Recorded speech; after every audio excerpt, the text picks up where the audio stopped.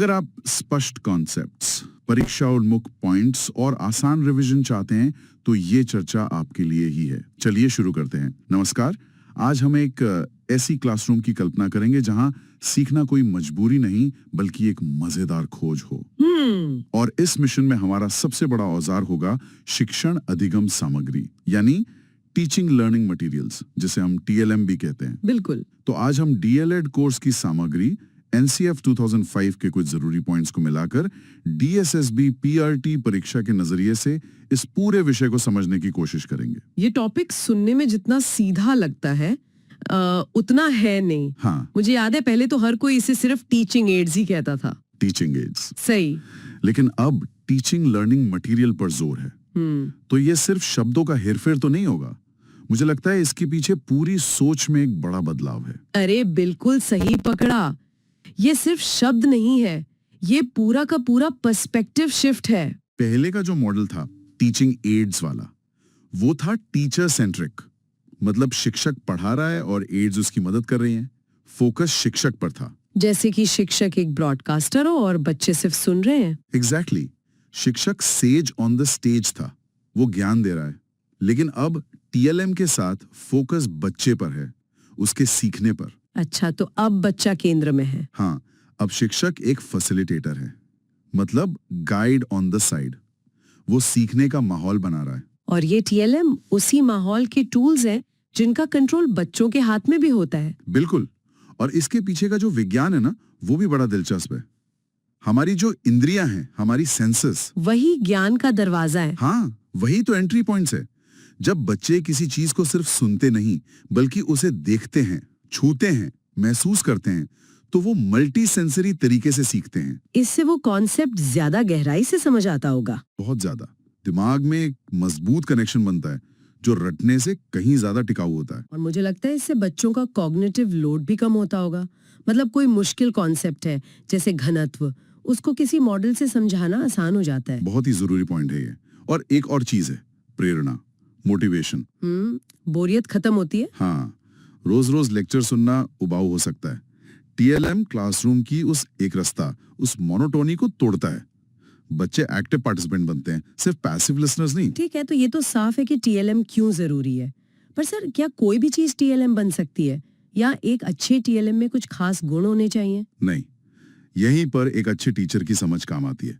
एक अच्छे TLM की कुछ खास विशेषताएं हैं और यहाँ से परीक्षा में सवाल भी बनते हैं। अच्छा। सबसे पहली और सबसे जरूरी चीज है संभालने में आसानी और सुरक्षा, ease of handling and safety. Safety तो सबसे पहले आती है। बिल्कुल। TLM मजबूत हो, हल्का हो और सबसे जरूरी बच्चों के लिए सुरक्षित हो। ऐसा ना हो कि दिखने में बहुत सुंदर है पर उसके किनारे नुकीले हो। सही बात है। और दूसरा गुण? दूसरा है परिचितता, फेमिलियरिटी। मतलब TLM बच्चे की अपनी दुनिया से, उसके वातावरण से जुड़ा हो। जैसे गांव के स्कूल में मिट्टी का घड़ा। बिल्कुल। या शहर के स्कूल में मेट्रो का टोकन। बच्चा उसे जल्दी कनेक्ट करेगा। ठीक है। लेकिन इसी से जुड़ा तीसरा गुण है नवीनता, नॉवेल्टी। मतलब कुछ नयापन हो। हाँ, परिचित चीजों का अनोखे तरीके से इस्तेमाल। जैसे पुरानी प्लास्टिक की बोतलों से गिनती सिखाने के लिए कुछ बना लिया। अच्छा, मतलब लो कॉस्ट नो कॉस्ट वाला आइडिया। एग्जैक्टली। और ये बहुत जरूरी है। जब बच्चे खुद बेकार चीजों से, जैसे पत्ते, पत्थर, माचिस की डिब्बियों से कुछ बनाते हैं तो पहली बात, लागत कम होती है। और दूसरा और ज्यादा जरूरी, बच्चों में एक ओनरशिप की भावना आती है। वो स्कूल की चीज नहीं, हमारी बनाई हुई चीज बन जाती है। ये अनुभव तो किसी भी महंगे खरीदे हुए चार्ट से कहीं ज्यादा कीमती है। निश्चित रूप से। और एक अच्छे TLM को बहु उपयोगी भी होना चाहिए। मल्टीपल यूटिलिटी, मतलब एक ही चीज से कई काम हो सके। हाँ। जैसे कंचे या मार्बल्स, उनसे आप गिनती सिखा सकते हैं, जोड़ घटाना, रंगों की पहचान, पैटर्न भी बनवा सकते हैं, खेल भी सकते हैं। बिल्कुल। एक TLM कई सब्जेक्ट्स के लिए काम आ गया। और आखिरी गुण है उपयोगिता, यूटिलिटेरियन वैल्यू। हाँ, मतलब वो सिर्फ सजावट का सामान ना हो, उसका एक साफ साफ सीखने का उद्देश्य हो। समझ गई। तो ये हो गए एक अच्छे TLM के गुण। अब सर, ये कितने तरह के होते हैं, इनका क्लासिफिकेशन कैसे होता है? देखो, वर्गीकरण के कई आधार हैं और यहाँ से DSSB में अक्सर सवाल आते हैं। ओके। पहला आधार है स्रोत, या सोर्स। इसमें एक प्रकार है रियलिया, यानी वास्तविक वस्तुएं। अच्छा, रियलिया मतलब रियल चीजें। हाँ, सिक्के पढ़ाने हैं तो असली सिक्के, पत्ते पढ़ाने हैं तो असली पत्ते। इनसे बच्चों को डायरेक्ट फर्स्ट हैंड एक्सपीरियंस मिलता है। लेकिन हर असली चीज तो क्लास में नहीं ला सकते, जैसे ज्वालामुखी या कोई जानवर। सही बात है। इसीलिए दूसरा प्रकार है तैयार की गई सामग्री, प्रिपेयर्ड टीएलएम्स, जैसे मॉडल, चार्ट, ग्लोब, जो या तो खरीदे जाते हैं या बनाए जाते हैं। पर जो वर्गीकरण परीक्षा के लिए सबसे ज्यादा जरूरी है वो है इंद्रियों और तकनीक के आधार पर। आप प्रोजेक्टेड और नॉन प्रोजेक्टेड की बात कर रहे हैं। ये अंतर हमेशा थोड़ा कंफ्यूजिंग लगता है। इसे आसान बनाते हैं। कोई भी चीज जिसे दिखाने के लिए किसी मशीन की जरूरत पड़े, जैसे प्रोजेक्टर, और जो किसी स्क्रीन या दीवार पर दिखे, हाँ, वो प्रक्षेपित या प्रोजेक्टेड है, जैसे OHP, स्लाइड्स या पावर पॉइंट प्रेजेंटेशन। और नॉन प्रोजेक्टेड, जिसको दिखाने के लिए किसी मशीन की जरूरत नहीं, जैसे चार्ट, मॉडल, ग्लोब, यहाँ तक कि ब्लैक बोर्ड भी। ये सवाल बहुत पूछा जाता है। ठीक है, अब ये क्लियर हो गया। और इसी में ऑडियो विजुअल और ऑडियो विजुअल भी आ जाते हैं। बिल्कुल। और एक और है, एक्सपीरियंशियल एड्स। हमारे पास टीएलएम का एक पूरा टूल किट है, पर सही काम के लिए सही औजार कैसे चुने, क्लास में सही टीएलएम कैसे सेलेक्ट करें? इसके लिए दो बातें ध्यान में रखनी है। पहली, कॉन्टेक्सचुअल हो, मतलब शिक्षार्थी के जीवन से जुड़ा हो। और दूसरी, क्वांटिटी, सामग्री इतनी हो कि अगर ग्रुप में काम हो रहा है तो हर ग्रुप को मिले। अच्छा, और मैंने उदाहरण और गैर उदाहरण के बारे में भी पढ़ा है, एग्जाम्पलर्स एंड नॉन एग्जाम्पलर्स। अरे, ये तो कॉन्सेप्ट क्लियर करने की बहुत ही पावरफुल टेक्निक है। इसे थोड़ा और समझाइए। मान लो आप बच्चों को स्तनधारी यानी मैमल्स के बारे में पढ़ा रहे हो, तो आप उन्हें गाय या इंसान का चित्र दिखाओगे। ये हुए उदाहरण। ठीक है। पर बात यहीं खत्म नहीं होती। आपको साथ में एक गैर उदाहरण भी दिखाना होगा, जैसे एक मुर्गी या एक मछली। और फिर चर्चा करनी होगी कि ये स्तनधारी क्यों नहीं है। अच्छा, तो जब बच्चे दोनों के बीच का फर्क समझेंगे तभी उनका कॉन्सेप्ट क्रिस्टल क्लियर होगा। एग्जैक्टली। और प्रबंधन इतने सारे टीएलएम को सहेजना, उनका रिकॉर्ड रखना, ये भी तो एक काम है। हाँ, ये भी एक चुनौती है।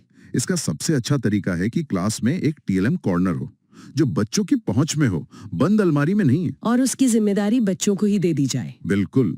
हर महीने रोटेशन पर अलग अलग छात्र नेता उसकी देखरेख करें। एक स्टॉक रजिस्टर हो। और सबसे जरूरी बात, टीएलएम को सिर्फ दिखाना नहीं है, बच्चों को उसे हाथ में लेने, इस्तेमाल करने का मौका देना है। इस पूरी बातचीत में एक सबसे आम टीएलएम की तो बात ही नहीं हुई, जो हर बच्चे के बस्ते में होता है। पाठ्य पुस्तक, टेक्स्ट बुक। हाँ, क्या वो भी एक टीएलएम है, और अगर है तो उसका इस्तेमाल कैसे होना चाहिए? ये बहुत ही जरूरी सवाल है। एनसीएफ 2005 के अनुसार पाठ्य पुस्तक क्लासरूम का एक बहुत महत्वपूर्ण टीएलएम है, एक रिसोर्स है। लेकिन एनसीएफ कहता है कि पाठ्य पुस्तक को ज्ञान का एकमात्र स्रोत या अंतिम सत्य नहीं मानना चाहिए। ये सिर्फ एक गाइड है, एक नक्शा है, मंजिल नहीं। मतलब किताब का काम जवाब देना नहीं, बल्कि सही सवाल पूछने में मदद करना है। एकदम सही। उसका काम रटने के लिए जानकारी देना नहीं है, बल्कि बच्चों को सोचने, बहस करने और अपने ज्ञान का निर्माण करने के लिए उकसाना है। तो किताब में दी गई कहानी या तस्वीर बस एक बातचीत की शुरुआत है, अंत नहीं। बिल्कुल।